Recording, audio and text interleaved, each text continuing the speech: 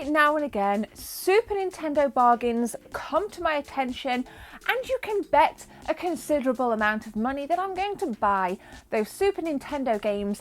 And right here is a box. I have just been to Nottingham to collect. 2 titles of these Super Nintendo games are extremely rare because, well, in fact, they're so rare, in my opinion, I've never seen them in the wild.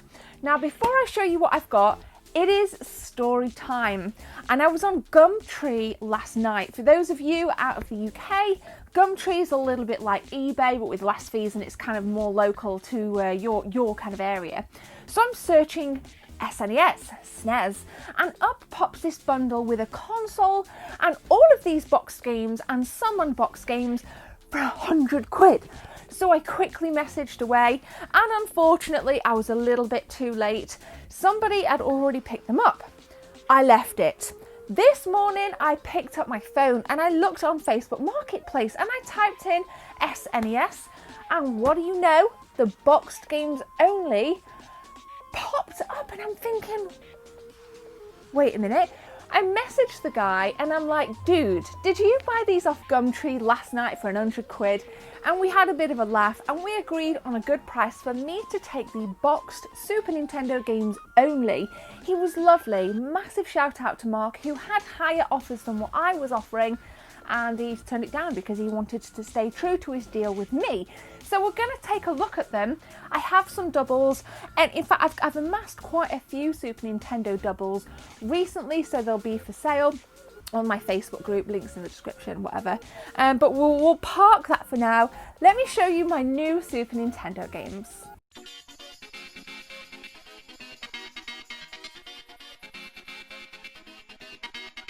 Okay, here we go. Now then, you can see some here. I have a copy of Miss Pac-Man. These are in lovely condition. I wouldn't say peak condition by any stretch. 4 of these games are missing the manual, and I will tell you which ones they are. This one has it. Now, Miss Pac-Man is an iteration of Pac-Man, except Miss kind of gives it away that we have a female protagonist trying to escape the ghosts. It's a classic Pac-Man formula with barely any difference other than the Miss Pac-Man, if I'm brutally honest. But the good news about this is I do not own it unboxed, and I do not own it boxed, so it will go on the shelf ready to be played. So I was super freaking stoked with that. So let's leave it there. Next up then is a Super Nintendo game that I already own, but weirdly I have a different colour box. Here we have a copy of The Lion King, a great game, as with a great movie back in 1994, and this game really stays true to the ethos and magic of the movie. I don't remember if he said this one had a manual in. No, it doesn't, but that's absolutely fine. I have an abundance of manuals. I could probably find a manual for that. I'm not quite sure what the difference is between the blue box up there and the kind of black border. Maybe it's just that that's a classic version. I picked that up from John Shaw's a while back, but really stoked to have this in the collection again because I don't have that box variant. Now, continuing on, I have an unboxed copy of this. So I'll be selling the cartridge only. This is Killer Instinct, gamers. Unfortunately, no manual, and out of the entire lot, this particular box is probably the most beat up that there is, which this still actually isn't bad by kind of Super Nintendo box standards. And this again really pushed the hardware of the Super Nintendo back in the day.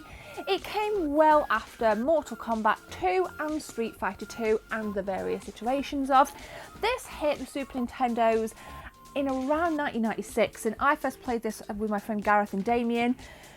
And right on the boot up of Killer Instinct, you're just like mesmerised with how good it looked back then.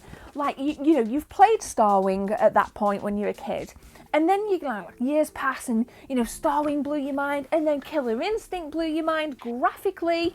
So I was super stoked. And it's funny because in my full Super Nintendo collection video, I mentioned that I had a cartridge version of Killer Instinct, but no box. And then what do you know? A couple of weeks later, I'm getting one in this bundle. So massive thumbs up from me. Donkey Kong Country. Now I don't own a boxed version of this. I own an unboxed. So this again was another one of those games that graphically blew my mind. And I took part in the Blockbuster competition when Donkey Kong, you had to get the highest score on the first level. This feels quite meaty in here. Let me just take this out. Oh, no way. Check it out. It's actually got a guide as well as the manual. So how sick is that? Super Gamer. I don't think that was bundled in with it. It certainly doesn't say anything, but it has come bundled in with the game. So I'm like really stoked. But anyway, I got some like 8,000 something points on the first level during the Blockbuster video competition, and my friend Matt beat me. He got like 10,000 something, but we used to play and practice. We knew that competition was coming up. I wanted so badly to beat him, but unfortunately I didn't. But I have wicked memories of this. And like I said with Killer Instinct, some solid graphical just beauty in Donkey Kong. Next up, we got Super Putty. Don't own a box and don't own an unbox. So this is really gnarly. This for me is another series that didn't quite make it. You know, it kind of came at a time when there were already so many popular 16-bit protagonists. Obviously Mario and Sonic were the two in the opposing console arenas, and then this was just like, you know, so hit and miss. But I'm stoked I have it, guys, because it's my only copy now. Now we're getting down into the rare stuff here. You might hear Molly in the background. She's going mad at the trick-or-treaters. A boxed copy, lovely condition, of Street Racer. I wanted so badly an experience to mimic Mario Kart or Super Mario Kart on the Super Nintendo because it's my favourite game, and this didn't unfortunately come anywhere near. I still enjoyed Street Racer back in the day, and I loved the little battle mode where you had to kind of play football against AI or a two-player. You made a bit of couch co-op, so it was good in a way, but it didn't quite live up to my expectations. It may live up to yours, but unfortunately didn't live up to mine. I like it though. It's a solid 7 out of 10 is Street Racer. Don't own a boxed copy. Again, this is a really solid bundle. So I'm going to save the two last games until last, okay? So don't you go anywhere. Another title now then, Jurassic Park. They're back, extinct for eons. Right, seriously, there's not a lot I can say about Jurassic Park. This particular version I haven't played, but I loved the movie and I've loved the franchise ever since. Jurassic Park games tend to go for a fair bit of money, depending on kind of what console you've got on. I don't really have much information on what its value is on the Super Nintendo. Maybe one of you good people can let me know in the comment section below. Okay, now these titles you definitely don't see around that often.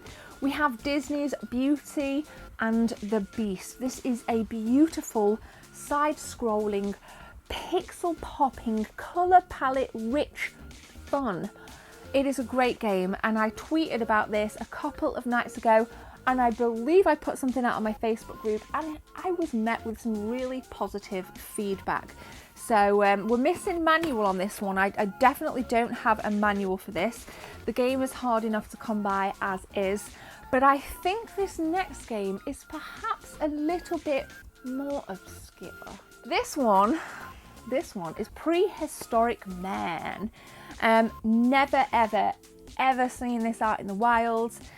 That when I picked this up, Mark, and like I say, I'm not going to sell any of the games that I already own, but Mark said that this goes for like $120 on eBay. Now I think that's a little bit too much. I actually had a look on eBay, and this goes for like around the £60 mark, boxed, complete, in a very similar condition.